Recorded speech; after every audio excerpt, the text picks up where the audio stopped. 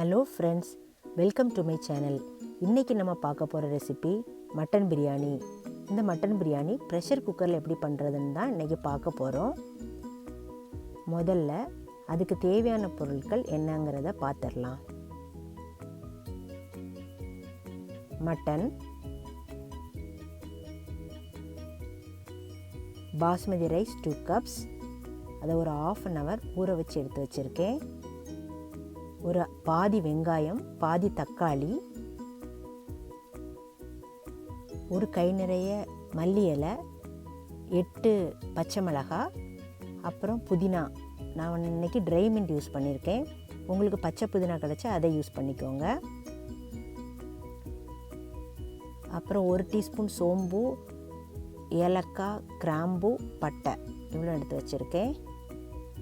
அப்புறம் ginger garlic, பாதி lemon, 2 teaspoon curd. அப்புறம் ஒரு குக்கரில் மட்டன் எடுத்துக்கிறேன். அதில் 1 கப்பு வாட்டர் ஆட் பண்ணிக்கிறேன். மஞ்சள் தூள், 1 டீஸ்பூன் சால்ட், 1 டீஸ்பூன் ஆயில் இவ்வளோ ஆட் பண்ணி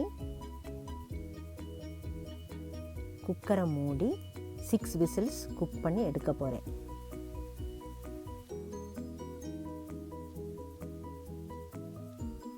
இப்போ அரைக்கிறதுக்கு வெங்காயம், பச்சை மிளகாய், மல்லி இலை, புதினா இலை, பட்டை, ஏலக்காய், கிராம்பு, சோம்பு, அப்புறம் இஞ்சி, பூண்டு இது எல்லாத்தையும் சேர்த்து மிக்ஸி ஜாரில் போட்டு அரைச்சி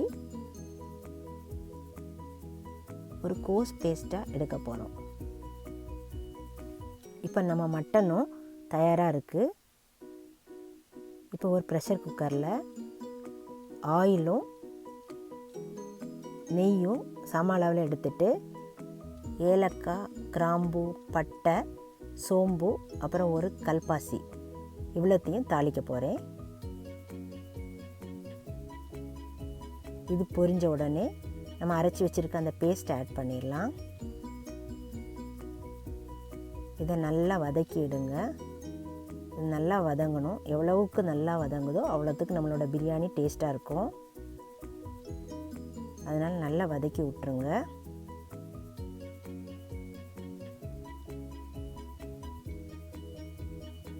இப்போ இது வதங்கினோன்னா தக்காளி ஆட் பண்ணிடலாம்.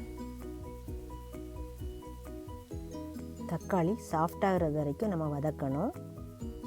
சாஃப்டானோடனே தயிரை ஆட் பண்ணிடலாம். இப்போது எல்லாத்தையும் நல்லா மிக்ஸ் பண்ணி விட்டுருங்க.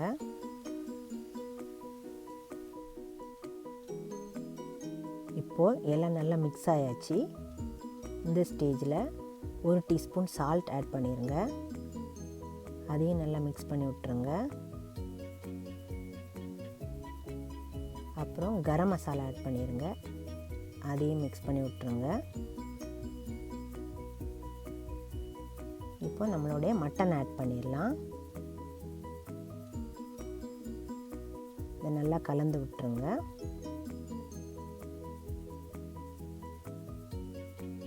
இப்போ ஒரு பாதி லெமன் எடுத்து அதை பிழிஞ்சு ஊற்றிடுங்க. இப்போ அதையும் நல்லா கலந்து விட்டுருங்க. அடுத்தது அந்த மட்டன் ஸ்டாக் ஆட் பண்ணிடலாம். இது நல்லா கலந்து விட்டுருங்க. இது கொதிக்க ஆரம்பித்த உடனே நம்ம இன்னும் ஒரு 2 கப்பு தண்ணி ஆட் பண்ணணும். அதையும் ஆட் பண்ணிடுங்க. மொத்தத்தில் 2 கப் பாஸ்மதி ரைஸ்க்கு 3 கப் தண்ணி ஆட் பண்ணியிருக்கோம். இப்போ இந்த ஸ்டேஜில் உப்பு, காரம்லாம் கரெக்டாக இருக்கான்னு செக் பண்ணிக்கோங்க. ஏன்னா இதுக்கு மேலே நம்ம எதுவும் ஆட் பண்ண முடியாது. இனி இதை நல்லா கொதிக்க விட்டுருங்க. நல்லா கொதிக்கணும். இப்போ கொதிக்க ஆரம்பிச்சிருச்சு. இந்த ஸ்டேஜில் ரைஸ் ஆட் பண்ணிடுங்க. இனி எல்லாத்தையும் கலந்து விட்டுருங்க. இந்த ரைஸும் நல்லா கொதிக்க ஆரம்பித்த உடனே நம்ம ப்ரெஷர் குக்கரில் விசில் போட்டு மூடிடலாம்.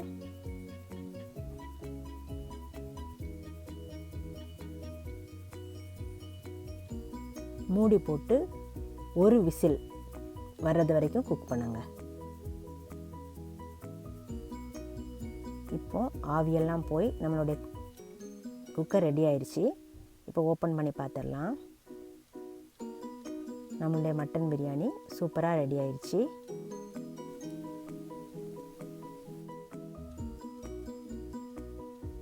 பார்த்தீங்களா நம்மளுடைய பிரியாணி எவ்வளோ அழகாக வந்திருக்குன்ட்டு. நீங்களும் உங்கள் வீட்டில் செஞ்சு பாருங்கள் ஃப்ரெண்ட்ஸ். செஞ்சு பார்த்துட்டு உங்களுடைய கமெண்ட்ஸ் அண்ட் ஃபீட்பேக்ஸை எங்களுக்கு சொல்லுங்கள். என்னோடய சேனல் பிடிச்சிருந்தா என் சேனலுக்கு சப்ஸ்கிரைப் பண்ணுங்கள். என்னோடய வீடியோஸை பார்க்குற எல்லாருக்கும் ரொம்ப நன்றி.